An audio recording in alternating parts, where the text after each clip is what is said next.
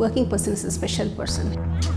He does activities like exercising, and that impacts your heat stress as well. Heat stress is one thing that involves the temperature, the wind, and the workload of a person. When dehydration comes, automatically there is something to do, some damage that happens to the kidneys too.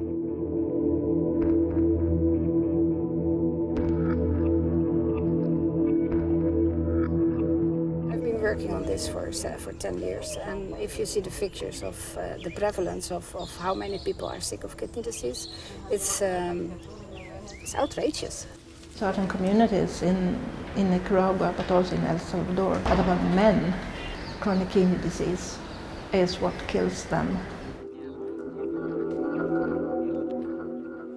Yo prácticamente llevo 5 años, 5 años cortando caña.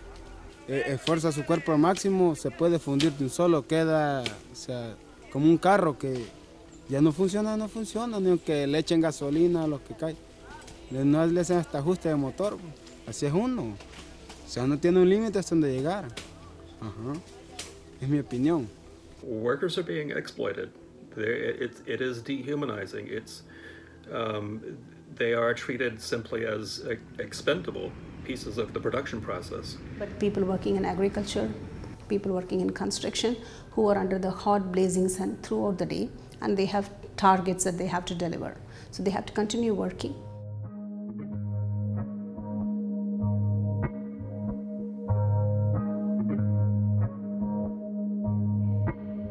First day is always the hardest.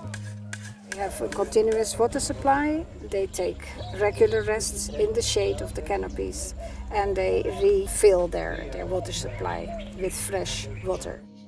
So all of this intervention is to lighten the load of these guys who are trying to win. If you have research, it has to be founded in problems in the real world. It's equally important to bring the results from research out to the real world. Last year, we did see that the intervention stabilized the decrease in kidney function. It's not easy to have private sector opening up like happened here with the mill. Well, we have to get the whole industry on board in doing the right thing and allowing to evaluate what the impact of the improvements. This has to be extended and made more sustainable. And this is not done.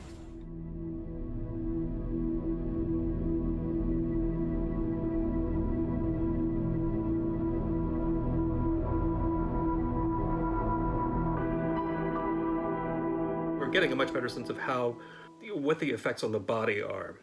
But we don't have a really good sense of how this illness, this disease, affects families. My role with the Belmont Forum Project is to better understand the economic impact and the economic drivers of CKD&T. If a person has CKD, that person is affected, and the family is affected. And if you widen the scope, the community is affected. What I'll be doing is looking at the economic impact that kidney failure has on households, on communities, and on healthcare systems, and to what extent do employers benefit from trying to remediate or ameliorate those conditions. There may be many more people affected that we don't know about in countries where there have been no studies yet. It's research that is on the front line. It has not been done before. For us, having this collaborative network is definitely beneficial for the research. It's beneficial for the cause that we are all working towards. By making my findings known to policymakers and practitioners and whomever, that we can begin to address this scandal, and that would spur policy change, or at least change at the firm level in terms of taking better care of their workers. Para que nosotros sigamos adelante y viendo que la vida no solamente, es matar, sino que es, saberse controlar su cuerpo también.